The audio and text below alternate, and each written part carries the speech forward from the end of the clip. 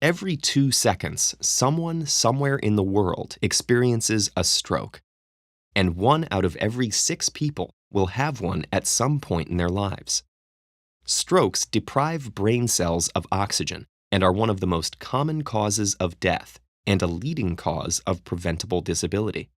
When someone experiences a stroke, quick medical care is critical and can often help avoid permanent brain damage. But what causes strokes in the first place, and what can doctors do to treat them? The brain makes up just 2% of your body's mass, but consumes more than 20% of the oxygen in your blood. That oxygen is carried to the brain through a system of arteries. Carotid arteries supply the front of the brain, and vertebral arteries supply the back. These are connected to each other and divide into smaller and smaller vessels that get billions of neurons the oxygen they need. If the blood flow is interrupted, oxygen delivery stops and brain cells die. There are 2 ways this can happen. Hemorrhagic strokes are when a perforated vessel allows blood to leak out. But the more common type is the ischemic stroke, when a clot blocks a vessel and brings blood flow to a halt. Where do these clots come from? On rare occasions, a sudden change in heart rhythm prevents the upper chambers of the heart from contracting normally. This slows down blood flow, allowing platelets, clotting factors, and fibrin to stick together. The clot can be carried up towards the arteries and blood vessels supplying the brain, until it gets to one it can't squeeze through. This is called an embolism, and it cuts off the oxygen supply to all the cells downstream.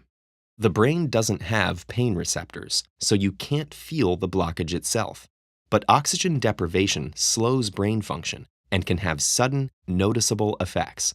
For example, if the affected area is responsible for speech, an individual's words may be slurred.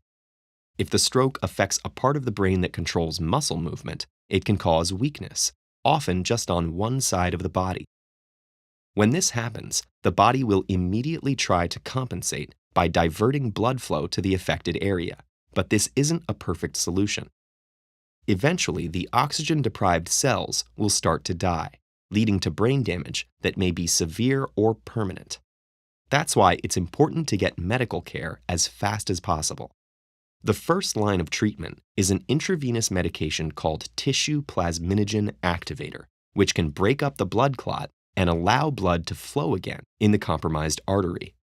If it's delivered within a few hours, this medication greatly increases the chance of surviving the stroke and avoiding permanent consequences.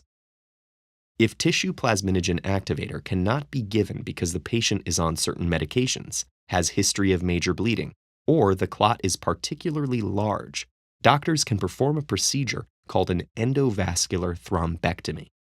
Using a fluorescent dye that illuminates the blood vessels under a strong X-ray, the physician inserts a long, thin, flexible tube called a catheter into an artery in the leg and maneuvers it all the way to the blockage.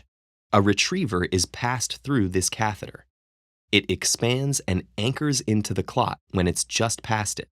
The catheter then pulls the clot out when it's removed. These treatments need to be delivered as soon as possible to preserve brain function, which means figuring out fast if someone is having a stroke. So how can you tell? Here are 3 quick things to try. 1. Ask the person to smile. A crooked mouth or facial drooping can indicate muscle weakness. 2. Ask them to raise their arms. If one drifts downward, that arm weakness is also a sign of a stroke. 3. Ask them to repeat a simple word or phrase.